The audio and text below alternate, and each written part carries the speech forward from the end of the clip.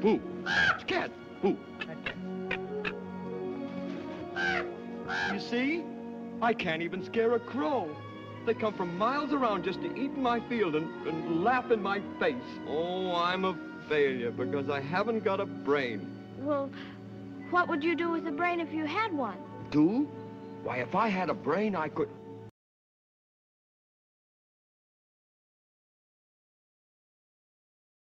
Perfect? Oh, bang on my chest if you think I'm perfect. Go ahead, bang on it. Beautiful. What an echo. It's empty. The tinsmith forgot to give me a heart. No heart? No heart. All hollow.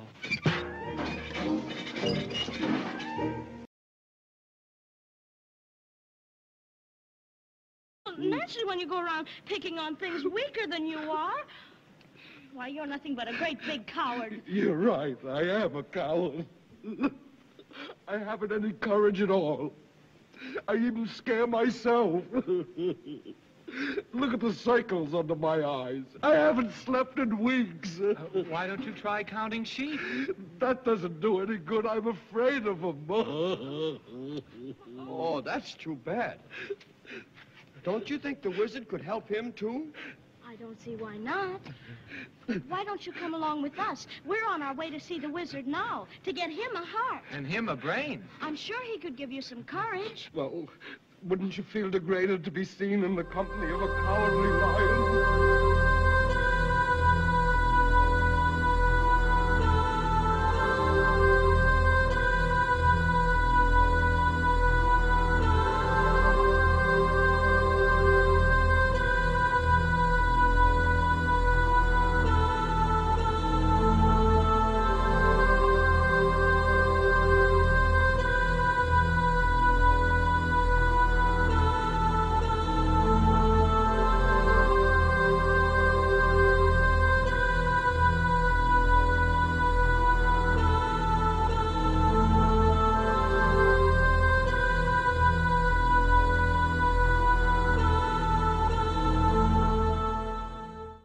Liquidated her, eh?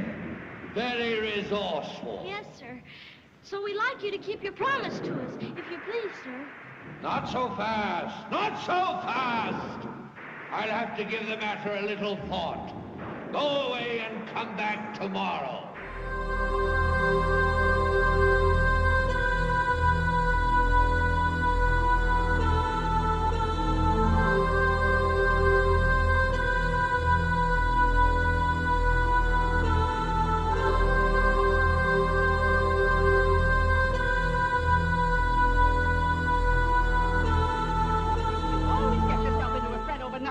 Now, you just help us out today and find yourself a place where you won't get into any trouble.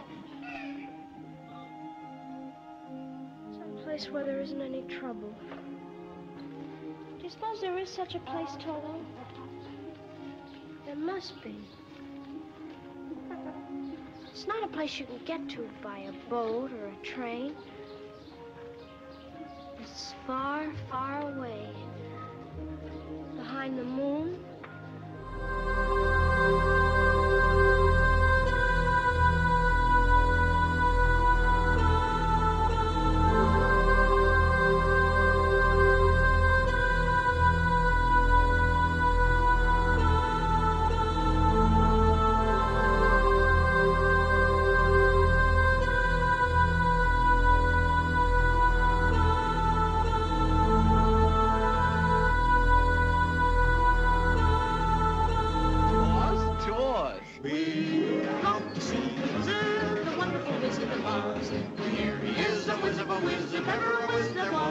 If ever a whiz there was, the Wizard of Oz is one. Because of the wonderful things he does. We're out to see the wizard, the wonderful Wizard of Oz.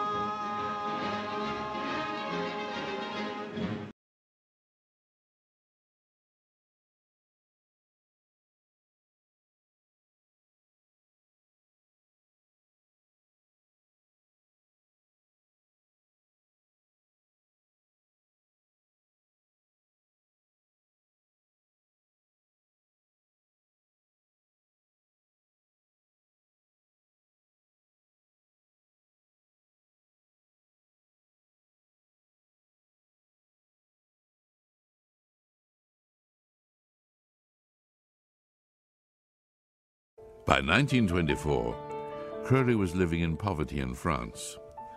An old friend and famous literary figure and occultist, Frank Harris, kindly took him under his roof. Frank Harris lived with a woman by the name of Nellie O'Hara. If what has been written in later years can be believed, Nellie had a friend in America, Pauline Pierce, who was married to Marvin Pierce, head of the McCall Corporation. In early 1924, Pauline traveled to France to stay with her friend. Thus it was that 4 individuals came together: Frank Harris, Nellie O'Hara, Pauline Pierce, and Aleister Crowley. According to Crowley's diaries, during this period in Paris, Crowley underwent the supreme ordeal, linked with his realization of the grade of Ipsissimus. According to a description of the rite, on the appointed day, the candidate is attended by one or more chosen and experienced attendants whose duty is A, to exhaust him sexually by every known means, B, to rouse him sexually by every known means. Every device and artifice of the courtesan is to be employed, and every stimulant known to the physician. If Crowley did go through this ordeal in 1924, then it is highly likely, based on his previous experiences, that his closest associates of that time, including Nellie and Pauline, performed as his magical assistants. Pauline Pierce returned to America in early October of 1924. 8 months later, on June the 8th, 1925, she gave birth to a girl named Barbara. Barbara Pierce married George H.W. Bush, who eventually became the 41st President of the United States. And they had a son, George W. Bush, the 43rd President of the United States. Could the wickedest man in the world, Aleister Crowley, be George W. Bush's grandfather?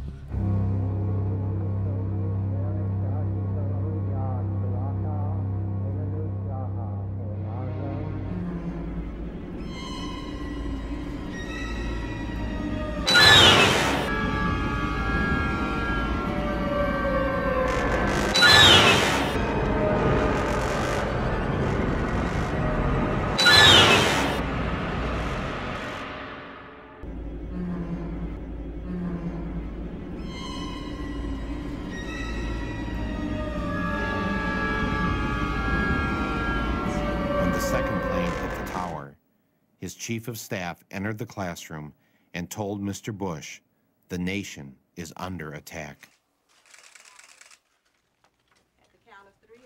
Not knowing what to do, with no one telling him what to do, and no Secret Service rushing in to take him to safety, Mr. Bush just sat there and continued to read My Pet Goat with the children.